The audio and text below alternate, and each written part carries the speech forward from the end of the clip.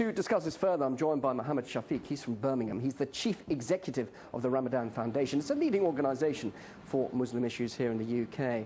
Mohammed, you welcome some aspects of... Good evening. You welcome some aspects of the speech today made by David Cameron. What aspects did you not agree with?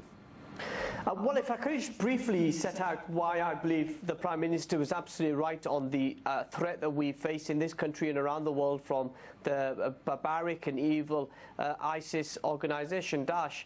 This is a terrorist outfront which has distorted Islamic teachings to suit their violent methods. And all of us, whether we're Muslim or we're from whatever faith or whatever background, need to unite against that. So in terms of that element of the speech, we're absolutely with the Prime Minister. We stand ready to help the government and the security services in their vital work.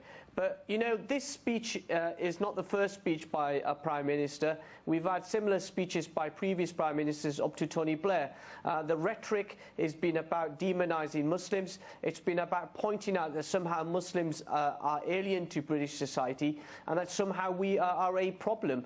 And actually, rather than celebrating the huge contribution Muslims make to this society, rather recognising that the way to defeat terrorism is to build alliances between the government and the communities, and actually to win hearts and minds. And in that, David Cameron failed today. And why do you think that opening statement you just made is not being taken on by many members of society? Basically, you're saying the extremism aspect has absolutely no connection whatsoever with the Muslim faith. Why is that message not being put across and being misunderstood then?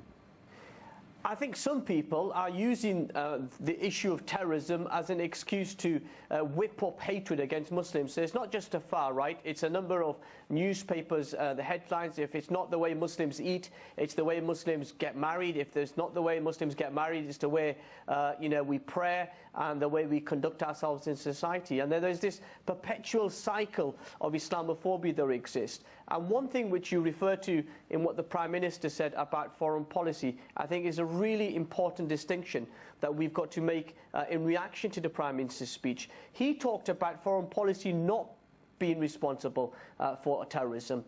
Actually, I would like to say that Dame Eliza Manigan-Butler, the former head of MI5, says that our illegal war in Iraq, our adventures in the Middle East, as we've just seen recently in years in Libya, where we had a safe, secure government. Whether he was a dictator or not, that's a separate issue. The fact it was straight.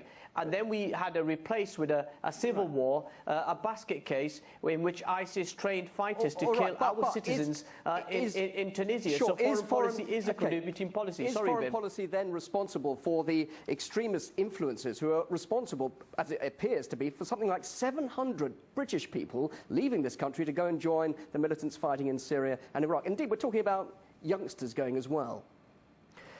Foreign policy is a contributing factor. I don't just say it's foreign policy or Islamophobia. I say there are a variety of reasons why people get involved in supporting ISIS or other terrorist organisations.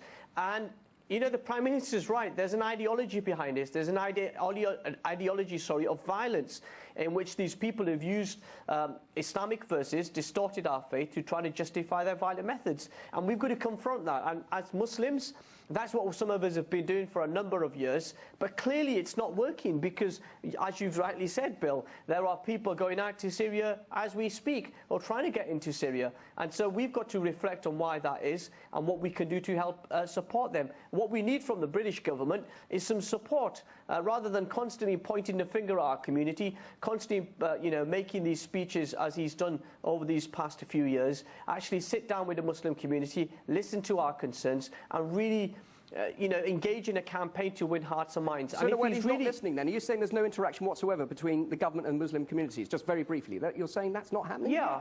The Prime Minister, as previous governments have done of different political persuasions, will only engage with organisations that toe the government line, that they provide funding to. And we're saying that if you want to engage these issues, have a grassroots engagement. And if he's up for that, we're up for that. We're up for continuing our work against terrorism. Great to hear your views on RT UK. Thanks so much for your time. Mohammed Shafiq live on RT UK. Thank you.